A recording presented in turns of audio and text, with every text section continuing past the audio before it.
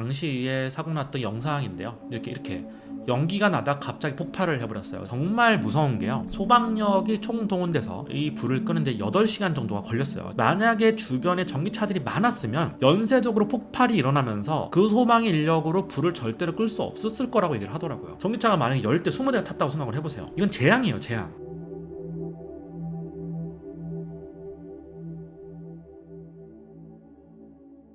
최근 인천 청라의 한 아파트 지하주차장에서 주차된 차가 화재가 발생을 했죠. 화재가 난 차량이 EQE 350 모델이라고 합니다. 화재가 나고 8시간 동안 탔었고 80대 이상의 차가 탔고 600대 이상의 차가 그을렸다고 하는데, 어마어마한 규모죠. 사실 600대의 차가 한 화재 사건으로 그을리거나 80대 이상의 차가 거의 전소가 되는, 이 뒤에 있는 이 사진이 화재가 사건이 났던 그 아파트의 모습입니다. 이 사진 언론에 공개가 됐을 때 사람들이 다 기겁을 했어요. 어떻게 이렇게 화재가 날 수 있지? 구조물 같은 게 좀 무너진 게 보이실 거고, 배관이랑 뭐 수원 같은 것도 다 녹았다라고 합니다. 발화된 차량의 온도가 뭐 1000도 이상 올라갔다라고 얘기를 하는데, 처음에 제가 기사를 봤을 때는 23명이 연기를 들이마시고 병원에 옮겨졌다라는 기사를 봤는데요. 다행히 인명피해는 없었던 것 같아요. 이거 정말 다행이죠. 사람이 만약에 다쳤거나 사망을 한 사건이 발생을 했으면 이 정도 이슈로 끝나지 않았을 것 같아요. 훨씬 더 많은 이슈들이 생겼을 것 같고요. 인천이 이 아파트가 100세대, 뭐 50세대 이랬으면 이 정도로 파급력이 크지 않았을 텐데요. 지금 1500세대 대단지 아파트입니다. 피해를 입은 사람들이 굉장히 많고요. 파급력이 굉장히 큰 사건이라고 할 수 있습니다. 호갱노노의 청라에 있는 이 아파트를 쳐보면요, 화재 사건에 대한 댓글이 엄청나게 달려 있습니다. 주요 쟁점이 되는 게 구조 안전성에 대한 우려, 그리고 집값 등등등 해가지고 전기차에 대한 이야기도 나왔고요. 굉장히 많은 이야기들이 나왔습니다. 전기차 차주 인터뷰 한 게 있는데요. 전기차 포비아 확산, 이 사건으로 인해서 전기차가 간혹 가다가 뭐 사고가 나면 화재가 났을 때 이 화재를 끄기가 너무 힘들구나라고 하는 거는 많은 언론 보도를 통해서 우리는 이미 다 알고 있어요. 전기차가 화재가 나면 내연기관 차에 비해서 끄기가 훨씬 더 어렵다라고 하는 거는 부정할 수 없는 팩트예요. 이번 청라 사건이 비주얼적으로 봤을 때도 사람들에게 굉장히 충격을 많이 준 것 같아요. 주차장에서 수백 대의 차가 탄 거를 보고 굉장히 큰 충격을 받았고, 아파트 구조 안전성에 대한 이야기가 나오면서 우리 아파트에도 전기차가 많은데 우리도 큰일 날 수 있겠구나라고 하는 경각심을 굉장히 많이 가진 것 같아요. 다른 아파트들에서도 전기차 내쫓기가 횡행하는 중이라고 합니다. 법적으로 전기차 차주에게 일방적으로 불이익을 줄 수는 없습니다. 그거는 법적으로 불가능한 거고요. 근데 입주민들 사이에서 단체 카톡방이나 뭐 커뮤니티 그런 거 있잖아요. 전기차 차주에게 되게 눈치를 준다든가, 전기차 타는 사람들이 뭐 양심이 없다든가, 왜 남에게 피해를 주냐, 밖에다가 주차해라, 이런 식으로 언쟁이 많다라고 합니다. 전기차 뭐 소유주를 비난을 하거나 충전 시설을 쓰지 못하게 하자, 마치 전기차가 되게 혐오 시설인 것처럼 사람들이 좀 극렬하게 반응을 좀 하는 것 같아요. 그리고 이게 단순히 차 한 대가 불탔다, 남에게 좀 피해를 줬다, 이 정도가 아니라 아파트 전체가 불이 탈 수 있겠구나라고 하는 공포심을 줬던 것 같아요. 그리고 대한민국은 아파트 문화잖아요. 한 차가 불탔을 때 큰일 날 수 있겠구나라는 생각을 다 하게 된 것 같아요. 사실 전기차 차주들은 잘못이 없죠. 전기차 차주들은 정부를 믿고 제조사를 믿고 그냥 샀을 뿐인데, 화재 사건으로 인해서, 그리고 이 화재 사건이 너무 파급력이 크다 보니까 지금 많은 피해를 입고 있습니다. 팩트를 보면 비전기차에 비해서 전기차가 화재 발생률이 높지 않아요. 오히려 더 낮습니다. 근데 건당 손해액은 훨씬 더 커요. 전기차가 결코 내연기관 차에 비해서 뭐 화재가 뭐 자주 발생한다든가 이런 건 절대 아닌데, 한 번 화재가 나면 끌 수가 없기 때문에, 또는 끄는 게 거의 불가능하기 때문에 일반적으로 소화기를 절대 못 꺼요. 소방 인력이 총동원돼서 몇십 명이 달라붙어서 물 계속 뿌리고 불이 번지지 않게끔 하는 커버를 씌우고 막 수조에 담그고 막 이렇게 해가지고 끄는데, 그렇게 해도 한 4-5시간이 걸린다고 합니다. 어마어마하게 많은 시간과 소방력이 낭비가 되고, 그걸로 인해서 차가 거의 다 전소가 되고, 오랜 시간 동안 타다 보니까, 그리고 주변 차들한테 피해를 줄 수 있다. 이거는 팩트인 것 같아요. 대부분의 아파트들이 지하주차장이 보편화되고 있는 요즘에 불이 나서 번지게 되면 사실상 조기 진화 대책이 없어요. 아파트 안에 스프링클러로 끌 수 없어요. 스프링클러가 있으면 화재가 옆으로 번지는 걸 좀 방지를 해주는 정도지, 이게 막 팔팔 불타오를 때 그거 꺼지지 않습니다. 스프링클러 하나로. 애초에 충전기 설치를 할 때 전기차 전용 진화시설까지 설치를 안 했기 때문에, 그게 의무가 아니었거든요. 아니었기 때문이기도 하지만, 충전 중이 아닌 그냥 주차되어 있는 차가 화재가 나는 경우가 종종 있어요. 이번에 청라 아파트에 있었던 차가 화재가 난 거는 충전 중에 과충전이 돼서 화재가 난 게 아니라, 차주는 3일 동안 그 차를 세워놨다고 해요. 근데 불타버린 거예요. 그냥 갑자기 주차되어 있는 차가. 어쨌든 주차 중에 불이 날 수도 있겠구나라고 생각은 해야 될 것 같아요. 이 사람은 억울해하는 거예요. 밀수를 해서 가져온 차도 아니고 전기차 화재를 너무 부각시키다 보니까 관심 없는 분들 전기차 혐오가 생긴다, 나 너무 억울하다. 당연히 지금 전기차 차주들은 너무 억울한 상황입니다. 요즘에 이런 분위기 때문에 전기차 지하주차장 출입 금지 이거 달고 있는 공용 주차장이라든가 이런 데가 실제로 많다라고 하고요. 극단적인 경우는 아파트 커뮤니티 내에서 전기차 차주들은 좀 안에다가 주차하지 말아 달라라고 대놓고 요청을 하는 경우도 많다라고 합니다. 그리고 여기서 정말 무서운 게요, 소방력이 총동원돼서 이 불을 끄는데 8시간 정도가 걸렸어요. 청라 아파트 같은 경우는. 정말 다행인 건 뭐냐면, 뭐냐면 벤츠 EQE가 불에 탔을 때 다행히 옆에 전기차가 없었어요. 정말 다행입니다. 만약에 주변에 전기차들이 많았으면 연쇄적으로 폭발이 일어나면서 그 소방 인력으로 불을 절대로 끌 수 없었을 거라고 얘기를 하더라고요. 그러면 거기에 투입된 소방관들도 목숨을 걸고 해야 되는 거고 너무나 끄기가 힘들어지는 거죠. 전기차가 만약에 10대 20대가 탔다고 생각을 해보세요. 이건 재앙이에요. 재앙. 진짜 너무나 다행인 거고, 보통 우리가 전기차 충전기를 설치를 할 때 띄엄띄엄 설치하지 않고 연달아 설치를 하게 되잖아요. 전기차는 다 거기 모여서 주차를 하잖아요. 나란히 서 있는 게 일반적인 모습이란 말이에요. 거기서 만약에 불이 탄다라고 하면 한 대 끄는데도 8시간 7시간이 걸렸는데 10대가 동시다발적으로 불이 난다라고 하면 재앙이죠. 이거는 8월 10일 날 모 아파트 단지에서 전기차 차주에게 이렇게 대놓고 막 뭐라 하는 그런 분이 있다라고 하는 캡처를 떠왔는데, 조작이라고 얘기하는 사람들도 많아요. 어떤 아파트인지 안 밝혀졌고 멘트들이 좀 자기적이고, 아무리 사람이 전기차 차주들이 미워서 이렇게까지 얘기할 건가 싶어요. 전기차 산 사람들이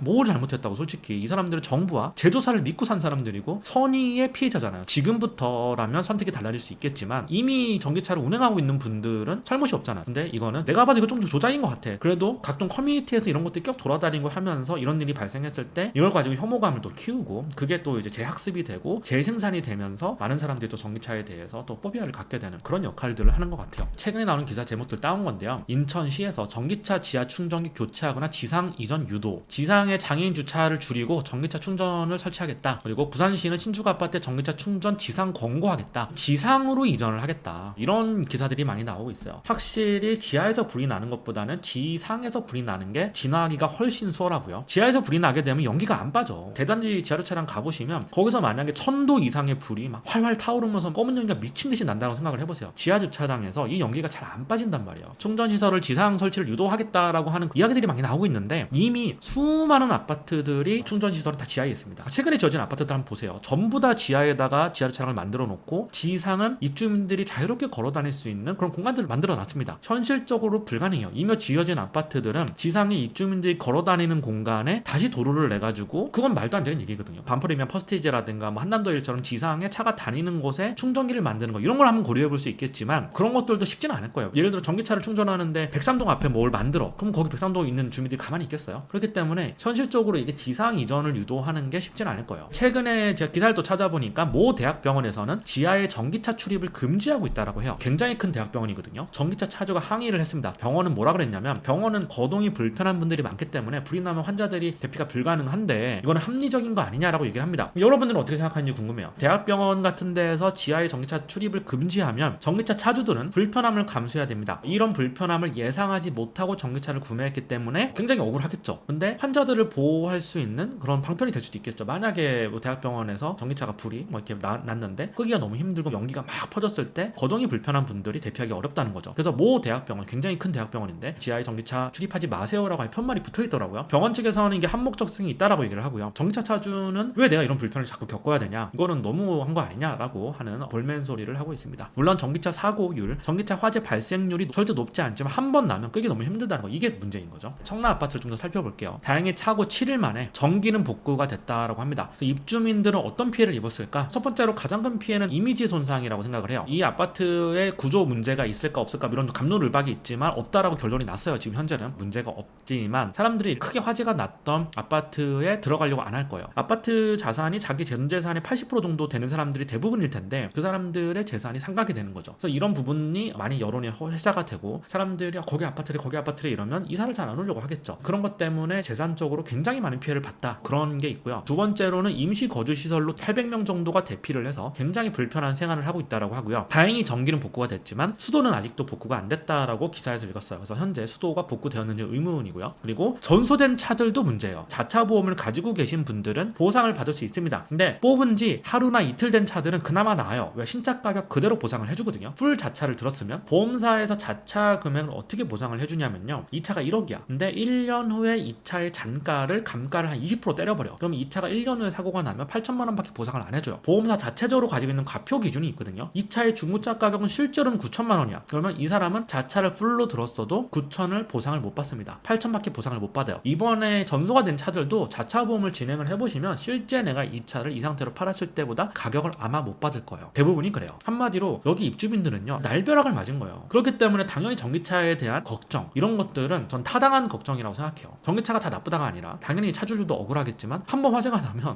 너무나 많은 사람들에게 피해를 줄 수 있다. 이거를 보면 화재가 났을 때 아파트의 구조 안정성 문제가 가장 중요한데요. 콘크리트는 이론상 1000도씨10까지는 견디지 못해요. 1000도 이상이면요 사용 불가예요. 사용 불가. 근데 철근 표면 온도 허용 기준치가 500에서 600도라고 해요. 그래서 온도가 600도를 넘어가면 콘크리트가 벗겨지고 철근이 고온에 노출이 되면 철근이 휘어진다고 합니다. 입주민들의 안전과 직결되는 문제가 너무 중요한 문제인데, 화재 사건이 난 다음에 6일 만에 구조 검토 의결서라는 게 나왔어요. 요약해보면 현재 아파트는 구조 안정성이 확보된 상태이므로 안전하게 생활할 수 있을 거라 판단된다. 지하에 하중을 분산하는 보조장치를 설치하면 더 안전한 생활을 할 수 있다. 하지만 긴급하게 조치해야 된다. 현재도 안전하지만 혹시 모르니까 보조장치를 설치해라, 이런 거예요. 보조장치를 설치해라 이것 때문에 사람들이 그럼 지금 문제가 있는 거 아니야 라고 생각을 하지만, 어쨌든 여기서는 구조적으로 이 철근 콘크리트를 유지하고 있는 이 기둥들이 손상이 안 됐습니다 라고 얘기를 하는 거죠. 이런 걸 설치를 해서 이제 구조를 더 안전하게 보강을 하자라고 하는 거죠. 근데 이거 보강에 대한 비용은 누가 부담할 거냐? 일단은 너무 급하니까 인천시에서 먼저 부담을 하고 나중에 구상권을 청구한다고 합니다. 아직까지 책임 소재가 밝혀지지 않았거든요. 이 책임이 벤츠코리아에 있을 수도 있고 스프링클러를 중간에 꺼버린 아파트 관리 주체한테 있을 수도 있습니다. 둘에게 아마도 구상권을 나중에 청구하지 않겠느냐라고 생각을 해요. 청라 아파트 전기차 화재 원인, 사고 원인, 당시에 사고 났던 영상인데요. 이렇게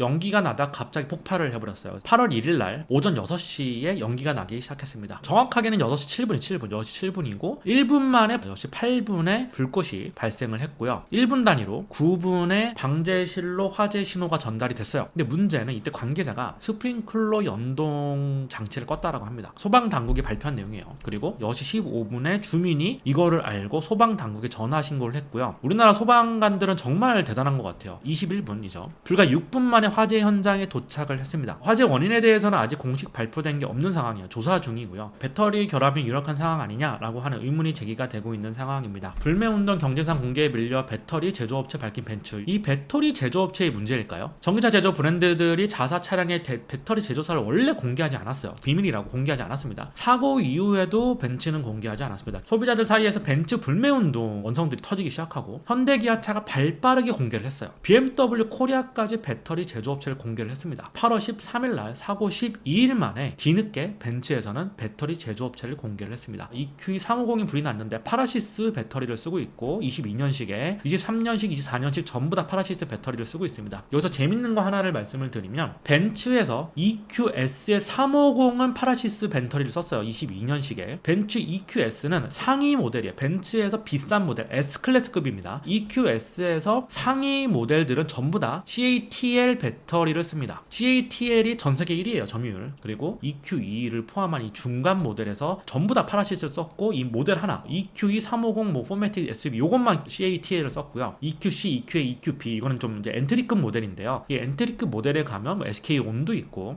CATL도 있고 LG도 있고 이렇습니다. 여러 종류의 배터리를 썼다라고 하는 걸 알 수 있어요. 문제가 됐던 EQE는 전부 다 파라시스를 쓰고 있어요. 동아일보 단독 기사인데요. 전기차 사중에서 절반 화재 예방 핵심 정보 미공개하고 있다. 안전인증 반쪽 우려 이렇게 얘기를 하고 있어요. 전기차에 보면 BMS라는 게 있어요. 배터리 관리 시스템이라는 게 있는데 BMS에 대한 정보를 공개를 안 하고 있다는 거예요. 국내 판매 14곳 중에서 벤츠를 포함한 볼보 등 7군데가 기술 유출을 우려해서 공개를 안 하고 있다라고 하는 거고요. 제공한 업체 7개, 미제공한 업체 7개입니다. 현대, 기아차, 테슬라, 르노, GM, BMW, 폭스바겐은 제공을 하고 있고요. 제공을 안 하고 있는 데는 벤츠, 볼보, 폴스타, 포르쉐, 스텔란티스, 제기어 랜드로버, KG 모빌리티가 BMS에 대한 정보를 공개를 안 하고 있다고 합니다. 이걸 다시 좀 보면요. 벤츠는 거의 모든 모델에서 파라시스, CATL, 중국산 배터리를 사용하고 있습니다. 사람들이 이런 사건이 터지니까 야 중국산 배터리가 문제야? 라고 의문을 제기하는 분들이 있어요. 근데 중국산 배터리가 문제가 아니다라고 얘기하는 게 대세인 것 같아요. CATL은 전 세계 점유율 1위에요. 1위. 25%나 점유를 하고 있어요. 중국산 배터리가 문제라면 CATL을 쓰지 않겠죠. 국내 출시 전기차 40종 중에 중국산 배터리가 14종, 35%인데요. CATL을 포함한 중국산 배터리를 쓰는 업체들은 굉장히 많아요. 그래서 여기서 이분법적으로 생각하면 안 되는 게 국산 배터리 SK 쓰면 좋은 거고 CATL 쓰면 나쁜 거다라고 생각하시면 절대 안 돼요. 그렇지 않습니다. 오히려 CATL이 기술적으로 앞서 있는 부분들도 굉장히 많아요. CATL이 문제되는 배터리 회사는 아니에요. 중국산이라고 문제된다? 이건 절대로 아니에요. 그거는 큰 오해예요. 글로벌 전기차용 배터리 사용량 중국 시장 제외한 겁니다. 이 통계는 CATL이 전 세계 1위입니다. 성장률 되게 높고요. 점유율이 26.2%, 2위가 LG 에너지 솔루션이고요. 24%. LG 에너지 솔루션하고 CATL CATL이 다 해먹는 시장이고 거기 이제 파라소닉이 있고 SDI, SK온 10%씩 이렇게 있고요. 그리고 파라시스는 고작 점유율이 0.7%밖에 안 돼요. 중국 시장을 제외하면 전 세계 글로벌 8이다라고 볼 수 있는데 중국 시장 포함하면 전 세계 10이에요. 10인데 점유율로 보면 0.7%밖에 안 돼요. 그러면 여기서 하나 의문이 남죠. 벤츠는 같은 중국산을 써도 CATL이라고 하는 전 세계 1등 업체, 기술적으로도 앞서 있는 이 업체가 있는데 왜 파라시스를 썼을까요? 전기차 배터리를 좀 비교를 해보면 LFP 배터리랑 NCM 배터리를 비교를 해놨어요. EQ2에 들어간 배터리가 NCM 배터리입니다. 그래서 NCM이 니켈, 코발트, 망간을 양극재로 쓴다는 뜻에서 NCM입니다. 그리고 LFP는 인산염 철인데요. 이번에 문제가 됐던 게 이 배터리입니다. 이게 주행 가는 거리가 LFP보다 길다라고 합니다. 그리고 수명은 보통인데 가격이 좀 높대요. LFP는 좀 더 낮고 그러면 NCM 방식이 문제가 많은 거냐? 그렇진 않다라고 합니다. 중국 회사가 문제가 아니다라고 하고 배터리 방식의 문제도 아니다라고 하면 파라시스라고 하는 이 회사가 문제일까 생각이 들 수가 있죠. 재밌는 기사가 있는데요. 2021년 3월 기사에 따르면 베이징 자동차 그룹이 파라시스 배터리가 들어간 31,963대의 리콜을 실시했다. 배터리 성능 저하로 인한 잠재적인 안전 위험이 있고 특정 상황에서의 화재 가능성 때문에 리콜을 실시했다라고 합니다. 파라시스는 이런 전적이 있었던 제조사였다라는 게 확인되니까 책임의 화살이 벤츠는 그럼 왜 파라시스 이런 어떤 전적들이 왜 썼을까라고 하는 그런 의문들이 또 제기가 됐었습니다. CATL이 일반적으로 파라시스보다 좀 더 비싸다고 합니다. 그래서 EQS 450급부터는 CATL을 채용을 하고 그 밑에 급에서는 파라시스를 채택을 했는데 2020년 벤츠가 파라시스 지분의 3%를 인수했다라는 기사가 있고요. 배터리를 공동 개발했다라고 합니다. 전략적으로 투자해가지고 궁극적으로는 자체적인 배터리 기술을 좀 갖고자 했던 그런 어떤 욕심이 아니었을까라고 추측도 해볼 수 있죠. 물론 이거는 제 내피셜입니다. 2021년 2월 23일 기사인데요. 이거는 독일의 경제지 매니저 매거진이라고 하는 데서 나온 기사예요. 다임러 그룹은 파라시스 에너지와 파트너십을 맺고 지분을 인수했다. 그리고 첫 번째 셀 샘플은 대참사였다. 이런 기사가 있습니다. 독일의 경제지에서 벤츠가 품질이 좋지 않은 파라시스 에너지와 파트너십을 맺는 거에 대해서 우려를 표하는 기사였습니다. 이게 21년에 나왔던 기사예요. 정확한 사고 원인은 아직 밝혀지지 않았습니다. 모든 원인이 명명백백하게 밝혀진 다음에 이야기를 해야겠지만 그러려면 너무나 오랜 시간이 걸려요. 그 시간 동안 우리는 이런 이슈들을 더 점화를 시켜서 제조사들이 안전에 대해서 좀 소홀히 할 수 없도록 여론의 압박을 가하는 게 저희가 해야 될 일이라고 생각을 합니다. 이번 사고를 통해서 원인이 근본까지 파헤쳐지고 안전이 담보될 수 있는 그런 시스템을 좀 만들어야 된다라고 생각을 하고요. 전기자법의 확산, 어저께 테슬라가 화재가 사건이 있었죠. 테슬라가 불타는 모습입니다. 어저께 용인에서 2차도 사고가 나거나 외부 충격이 있어서 화재가 난 게 아니라 주차되어 있다가 그냥 불이 타버린 거래요. 장비가 20대가 투입이 되고 소방 인력이 57명이 투입이 돼서 4시간 동안 껐다라고 해요. 고작 한 대에 불을 끄는데 이 정도 장비가 투입이 돼요. 3대 4대가 터진다라고 하면 한 동에 있는 소방서가 감당을 할 수 없을 정도의 화재 사건으로 이어질 수 있다는 생각은 좀 들었었어요. 근데 사고의 책임 보죠. 벤츠코리아 23년 주 경영 실적. 벤츠코리아는 대한민국에서 엄청나게 많은 차를 팝니다. 2023년마다 7만 7천 대의 차를 팔았고요. 22년에는 8만 대를 팔았습니다. 매출액은 7조 9천억, 22년에는 7조 5천억. 어마어마한 매출이죠. 한국에서만 매출을 거의 8조 정도를 냅니다. 영업이익은 2,393억, 2,800억이라고 하는데 당기순이익은 한 2천억 가까이 나는 회사다라고 볼 수 있습니다. 굉장히 한국에서 돈을 많이 벌어가는 회사인데 전기차 피해 45억을 기부하기로 했다. 원인은 규명되지 않았지만 이게 되게 중요하죠. 사실 벤츠코리아 입장에서는 여론이 너무 안 좋기 때문에 어떻게 해서든 조금이라도 여론을 돌리려고 노력을 할 거예요. 근데 절대로 우리 책임 아니다라고 주장을 하겠죠. 내가 기업을 하는 입장에서는 이걸 만약 책임을 인정하는 순간 몇백억을 물어도 끝날 일이 아니라 벤츠라고 하는 높은 브랜드 밸류 가치를 스스로 깎아먹는 거기 때문에 인정할 수가 없을 거예요. 지난 11일에 피해 현장에 45억을 인도적 차원에서 지원을 결정했다라고 벤츠코리아는 설명했다라고 하는 기사가 나왔습니다. 향후 있을 법적 다툼에 대한 포석이 아니겠느냐라고 해석을 하고 있고요. 제조물 책임 배상법 소송을 염두에 두고 있겠죠. 45억 원을 기부를 두고 갑론을박을 할 텐데 어떤 입주민들은 말도 안 되는 금액이다, 너무 작다라고 얘기를 하고 있고요. 주민들은 턱없이 부족하다라고 얘기를 하고 있어요. 이거에 대해서 주민들이 너무 욕심이 많다 이렇게 비난하는 것도 저는 말이 안 된다고 생각을 해요. 주민들이 입었을 피해는 45억보다 훨씬 더 높을 거예요. 아파트가 이렇게 불이 타게 되면 구조 안전에 문제가 없고 완벽하게 복구를 한다라고 해도 이미지가 일단은 되게 안 좋아지기 때문에 아파트 가격에 있어서 재산상의 피해를 입을 수밖에 없어요. 1500세대가 그 피해를 입어야 되거든요. 1500세대가 세대당 3천만 원의 피해만 입어도 어마어마한 돈이잖아요. 그렇기 때문에 주민들은 45억은커녕 정말 수백억의 피해를 벌써 입은 거예요. 그리고 자차보험이 있어도 불탄 차에 대해서 또 피해를 입을 거고 지금 입고 있는 엄청난 그 고통, 불안, 막막함, 그리고 이 집에서 나가서 호텔 생활을 해야 되는데 원래 인천시에서 하루 숙박비로 8만 원씩 뭐 지원을 해준다라고 하고 목욕비도 지원을 해준다라고 합니다. 근데 택도 없는 돈이죠. 8만 원 가지고 어디가 살아요. 그런 거를 봤을 때 주민들이 욕심이 많다라고 비난하는 거는 너무나 잘못된 비판이라고 생각해요. 우리도 당할 수 있잖아요. 인천 청라에 있는 아파트 주민들뿐만 아니라 일입니다. 저도 당할 수 있고 여러분도 당할 수 있는 일이에요. 이제는 모든 아파트 주차장에 전기차가 다 있어요. 그렇기 때문에 누구나 당할 수 있는 일입니다. 그래서 당연히 EQE 차량의 리콜이나 판매 중단 계획에 대해서는 말을 아꼈고요. 여기 벤츠코리아 CEO분이 참석을 했는데 당연히 말을 아꼈겠죠. 만약에 이게 미국이었으면 벌써 난리가 났을 거예요. 사실은 사업 철수까지 생각해야 되는 그 정도 일이었을 텐데 미국은 뭐 아파트 문화가 아니니까. 미국 같은 경우는 차량 제조상의 어떤 결함으로 인해서 만약에 이런 피해가 났으면 또는 뭐 인명사고가 났으면 어마어마한 금액을 배상을 하잖아요. 수천억 또는 수조원을 배상하라고 하잖아요. 우리나라는 배상 금액이 사실 너무 적어요. 소비자들이 무조건 불리할 수밖에 없어요. 이건. 그리고 입증 책임도 이렇게까지 사회적으로 이슈가 되지 않으면 사실 입증 책임의 부분에서도 소비자가 좀 불리할 수밖에 없고, 이런 부분에 대해서도 한번 근본적으로 제고를 좀 해봐야 되는 거 아닌가라고 저는 생각을 합니다. 다시 또 돌아와 보면 피해가 커진 건 소방 문제라고 하는 평가가 있습니다. 스프링클러 왜 껐냐 이거죠. 소방 당국에서는 밸브 연동 정지 버튼을 눌러서 스프링클러가 미작동했다라고 밝혔고요. 이미 정지 버튼을 누르고 5분 뒤에 정지 버튼을 해제를 했지만 중계기 선로가 고장이 나서 결국엔 작동하지 않았다라고 합니다. 이 정지 버튼 방제실에서 눌렀겠죠. 그러면 이거 책임은 너희들이 져야 돼. 소방시설법을 위반한 거래요. 이게 스프링클러의 정지 버튼을 함부로 누르게 되면 5년 이하의 징역 또는 5천만 원 이하의 벌금형에 처해질 수 있다고 합니다. 굉장히 중범죄라고 합니다. 그게 스프링클러는 매우 중요한 안전장치인데요, 오작동하는 경우가 많아서 아파트 방제실에서 이런 게 오작동을 하면 주민들이 뭐야 하고 막 나오잖아요. 그리고 만약에 스프링클러가 오작동을 해서 물이 터졌어. 그러면 모든 차들이 또 물을 다 뒤집어 쓰고 또 청소를 해야 되고 이러니까 그런 부분 때문에 이 장치에 대한 신뢰도가 낮아져 있기 때문에 이거를 눌렀을 거라고 추측을 하고 있어요. 그래서 정지 버튼 누른 건 잘못된 거지만 근본적으로 이 스프링클러 장치가 오작동하는 거에 대한 책임, 이런 것들도 소재가 좀 명확하게 있어야 되는 거 아니냐라고 생각을 해요. 결국은 관리소 직원이 껐기 때문에 관리 업체와 아파트 입주자 대표 회의가 같이 공동 책임을 져야 되고요. 그리고 제조물에 문제가 있었으면 벤츠코리아가 책임을 져야 됩니다. 누구의 과실이 더 크냐는 소송에서 가려질 거고요. 현실적으로 관리 업체는 대기업도 아니고 다 조그마한 업체들이란 말이지. 그래서 구상권 청구를 하면 아마 감당하지 못하고 파산하지 않을까라고 하는 생각이 들고요. 입주자 대표 회의도 무슨 죄예요 사실. 자기들이 한 것도 아니고 관리소 직원이 그냥 꺼버린 건데 자기들이 그거에 일정 비율로 또 책임을 져야 되니까. 근데 법은 또 그렇게 돼 있어. 입주자 대표 회의는 너무나 부담스럽겠죠. 지금 아마 변호사를 만나고 이러고 있을 것 같은데, 자기가 동대표이면서도 아파트 입주민이잖아요. 그럼 엄청난 재산적 손실을 입으면서도 이런 소송의 위험 리스크에 노출이 돼버린 거잖아요. 동대표는 대부분 이제 무상봉사하는 사람들이 많은데 이거는 다른 방향으로 책임 소재를 물어야 되는 거 아닌가라고 싶어요. 동대표들은 무슨 죄입니까 이게. 그래서 화재 원인이 정확하게 밝혀지지 않으면 차량 소유주 구상권 청구 못합니다. 벤츠 차주분이 잘못한 게 아니기 때문에 이분에게 구상권을 청구할 수는 없습니다. 그거는 말이 안 되는 얘기고요. 판례들을 보면 충전 중도 아니었고 3일간 주차해둔 상황이라서 소유주는 책임을 피해갈 것으로 생각이 되고요. 배관 설비 등은 아파트 화재 보험으로 아마 보상이 가능할 거고요. 차량이 탄 거는 아파트 화재 보험으로 안 되니까 자차 보험으로 해결을 해야 될 거고, 나중에 결국 보험회사들이 벤츠코리아 또는 아파트 관리 주체한테 소송을 걸겠죠. 제조물 배상 책임법, 배터리 위치가 연기가 났을 때 이 밑에 하단부 배터리에서 났기 때문에 CCTV가 너무 명확하게 찍혀서 그것만 봤을 때는 배터리 문제라고 보는 게 지금까지는 합리적인 추론인 것 같긴 해요. 만약에 배터리 문제가 확실하다라고 하면 벤츠코리아도 여기 제조물 배상 책임법에서 피해갈 수는 없겠죠. 근데 그거는 어떻게 결론이 날지는 우리가 지켜봐야 되고, 힘을 가지고 돈이 많은 회사가 유리한 판결을 받는 게 아니고 합리적이고 진실을 추구하는 조사 결과가 나와야 되기 때문에 그래야지 또 억울한 사람이 없을 거 아니에요. 그래서 여론이 계속 관심을 갖고 자동차 유튜버들이 이 주제를 많이 다뤄야 된다라고 생각을 해요. 왜 자동차 유튜버들은 이 주제를 다루지 않을까라고 생각을 해보면 제조사의 눈치를 보기 때문이죠. 이 주제를 다루는 순간 모든 자동차 지금 제조사들이 전기차를 지금 만들고 있는데 전기차 시장에 좀 찬물을 끼얹게 될 수밖에 없거든요. 그렇게 되면 당연히 판매에 좀 안 좋은 영향을 미칠 거고, 그렇게 되면 그 제조사들 또는 수입사들과 안 좋은 관계가 또 생기게 될 거고, 그렇기 때문에 자동차 유튜버들이 이 주제를 잘 다루지 않는 거예요. 여론이 관심을 갖지 않으면 공정한 결과가 안 나올 수도 있잖아요.